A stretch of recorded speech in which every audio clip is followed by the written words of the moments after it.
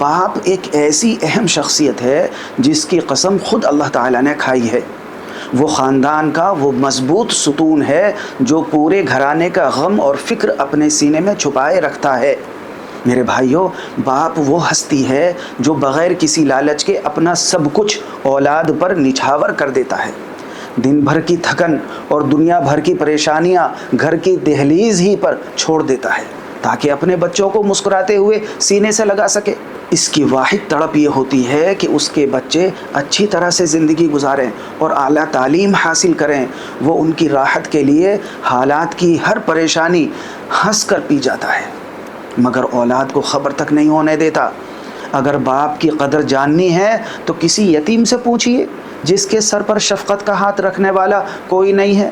باپ کی جدائی کا خلا دنیا کی کوئی نعمت پر نہیں کر سکتی۔ تعجب ہے اس بیٹے پر جو باپ جیسی نعمت کی قدر نہیں کرتا ہے، اس پر چیختا ہے، اس کی رائے کا مذاق اڑاتا ہے۔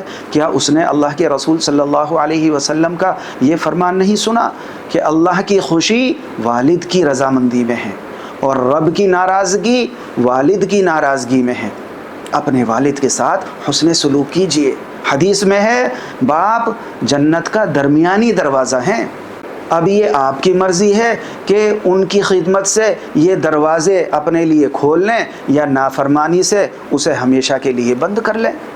اور اگر آپ کے والد اس دنیا سے رخصت ہو چکے ہیں تو بھی ان کے لیے دعائے خیر، استغفار، صدقہ اور ان کے دوستوں سے خوشی سے ملنا، ان کے دوستوں سے تعلق قائم رکھنا۔ خوش نصیب ہے وہ انسان جو اپنے باپ کی زندگی میں اس کا مان بنے اور اس کے بعد اس کے لیے صدقہ جاریہ بن جائے۔ اللہ تعالی ہمیں اپنے والدین کے ساتھ حسن سلوک کرنے والا بنائے اور ان کی خدمت اور قدردانی کرنے کی توفیق عطا فرمائے۔ آمین۔